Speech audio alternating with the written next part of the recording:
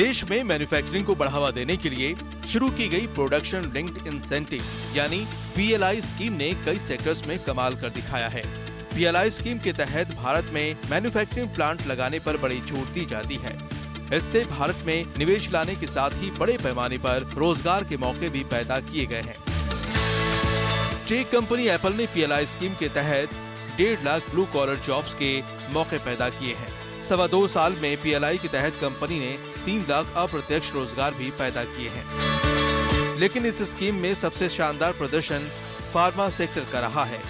सरकारी डेटा के मुताबिक PLI स्कीम के तहत 14 सेक्टर्स में 2023 तक 1.06 लाख करोड़ रुपए से ज्यादा का निवेश आया है। इसमें करीब आधा योगदान फार्मा और सोलर मॉड्यूल सेगमेंट का है। फार्मा और ड्रग्स सेक्टर में पिछले साल दिसंबर तक 25,813 करोड़ रुपए और high efficiency solar PV module में 22,904 करोड़ रुपए का निवेश आया।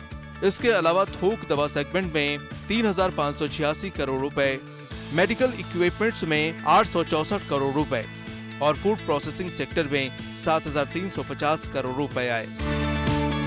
जानकारों का मानना है कि फार्मा में इस निवेश ने भारत के हेल्थ सेक्टर को मजबूत बनाने का काम किया है।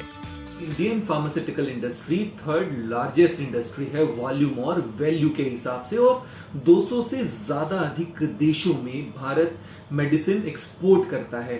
इन PLI स्कीम से अश्योरेंस और सिक्योरिटी मिलती है बाहर किसी भी तरह के प्रेशर या चुनौती से, और ये इंडस्ट्री को बूस्ट करता है डोमेस्टिक प्रोडक्शन को बढ़ाने में।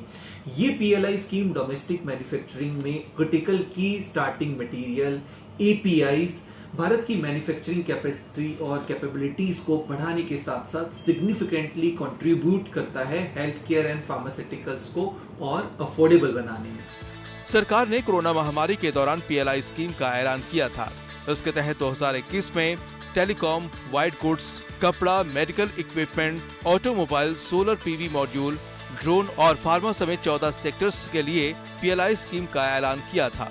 लेकिन 2023 तक IT हार्डवेयर, ऑटो और ऑटो कंपोनेंट, टेक्सटाइल और HC बैटरी स्टोरेज जैसे सेक्टर्स में योजना को सुस्त रिस्पांस मिला था। टेलीकॉम सेक्टर को PLI के तहत उम्मीद से काफी कम महज 2,865 करोड़ रुपए मिले। वहीं IT हार्डवेयर सेक्टर ने सबसे बुरा प्रदर्शन करते हुए प्रोडक्शन लिंक्ड इंसेंटिव स्कीम के तहत 2,517 करोड़ रुपए के टारगेट के मुकाबले महज 270 करोड़ रुपए का निवेश हासिल किया। यहाँ तक कि ऑटो और ऑटो कंपोनेंट सेक्टर भी सरकार की उम्मीदों पर खरा नहीं उतरा और यहाँ 67,690 करोड़ रुपए के अनुमान के मुकाबले महज 13,037 करोड़ रुपए का निवेश आया।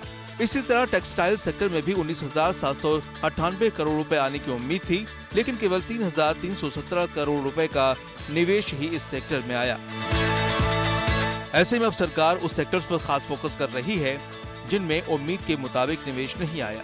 इनमें योजना में बदलाव पर भी विचार किया जा रहा है।